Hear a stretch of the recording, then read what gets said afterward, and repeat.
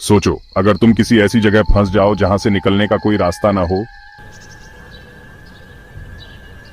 यह कहानी उत्तर प्रदेश के एक छोटे से गांव की है। इस गांव में एक पुरानी खंडहर हवेली थी, जिसके बारे में कहा जाता था कि वहां कोई आत्मा रहती है। गांव वालों की मान्यता थी कि जो भी उस हवेली में गया वो या तो लौट कर नहीं आया, या फिर अगर आया भी तो कभी पहले जैसा नहीं रहा। लेकिन कुछ लोग होते हैं जो डर को चुनौती देना चाहते हैं। ऐसा ही एक आदमी था, रवि, एक पत्रकार जो सच को सामने लाने में विश्वास रखता था। उसे भूत प्रेत की कहानियां सिर्फ अंधविश्वास लगती थीं। उसने ठान लिया कि वो उस हवेली की सच्चाई दुनिया के सामने लाएगा।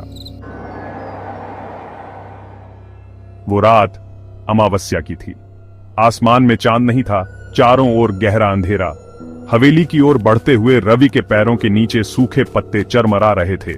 ठंडी हवा की सरसराहट के बीच दूर कहीं उल्लू बोल रहा था, लेकिन रवि बेपरवाह था।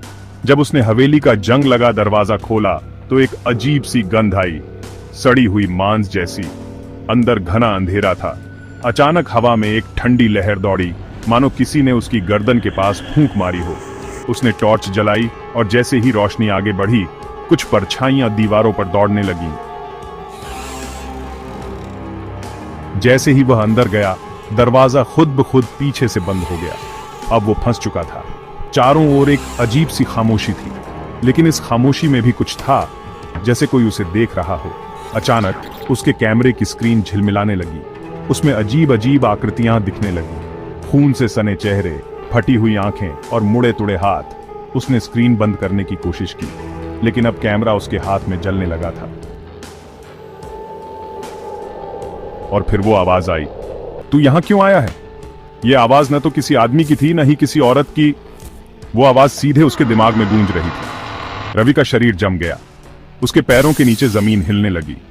उसने जल्दी से दरवाजे की तरफ दौड़ने की कोशिश की, लेकिन जैसे ही वो मुड़ा, उसके ठीक सामने एक काली परछाई खड़ी थी। उसकी आंखें लाल थीं और चेहरा कोई चेहरा नहीं था, सिर्फ एक काला धुंधला साया। लेकिन वो सांस ले रहा था। दीवारों पर खून से कुछ लिखा था, यहां से भाग जा वरना तेरा भी यही हाल होगा। रवि चिल्लाना चाहता था, लेकिन उसकी आवाज गले में ही अटक गई। उसने अपनी पूरी ताकत लगाकर दरवाजा खोला और बाहर भागा। सुबह गांव वालों को वो हवेली के बाहर बेहोश पड़ा मिला। उसकी आंखें सफेद हो चुकी थीं, जैसे उसने कुछ ऐसा देख लिया था जो इंसान को नहीं देखना चाहिए। कुछ दिनों बाद उसकी हालत बिगड़ने लगी। वो हर रात चीखता, कहता कि वो उसके पास आ रही है।